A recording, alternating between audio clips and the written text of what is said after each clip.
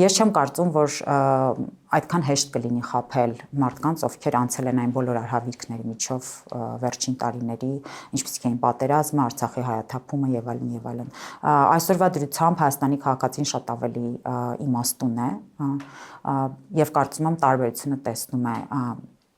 խոսույցների, հատկապես այն կուսակցությունների կամ քաղաքական ուժերի, որոնցից մի հատված անթաքույց ասում է, որ այո, մենք պատերազմի, այսպես ասած, տարբերակն ենք շատ ավելի աջակցելու, պաշտպանելու եւ առաջ տանելու, որովհետեւ նրանք նշում են, որ գալու ենք, չեղարկելու ենք օգոստոսի 8-ի այսպես համաձայնությունները, նաեւ վերանայելու ենք Հայաստանի Հանրապետության վերցրած քաղաքական կուրսը, իսկ սա ինչ է նշանակում, եթե մենք փորձենք ինչ-որ կերպ վերանայել այն բոլոր քաղաքական քայլերը, որ արվել է վերջին տարիների ընթացքում, նորից պահանջատիրությամբ հանդես գանք, սա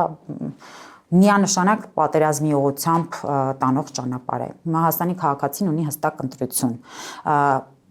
վստահել կենացասածներին, վստահել այն քաղաքական ուժերին, ովքեր չեն թաքցնում իրենց քաղաքական նախապատվությունները եւ կարծես թե հստակ ֆիքսում են, որ իրենք ներկայացնում են ոչ թե Հայաստանի Հանրապետության շահը, այլ երրորդ երկրի շահը, տվյալ պարագայում Ռուսաստանի Դաշնության, կամ վստահել այն քաղաքական ուժերին, որոնք որ ավելի շատ գալիս են Հայաստանի շահը իրենց մտքում ունենալով եւ առաջարկելով գուցե շատ ավելի դժվար ճանապարհ, բայց միևնույն ժամանակ ավելի ռեալիստական լուծումներով։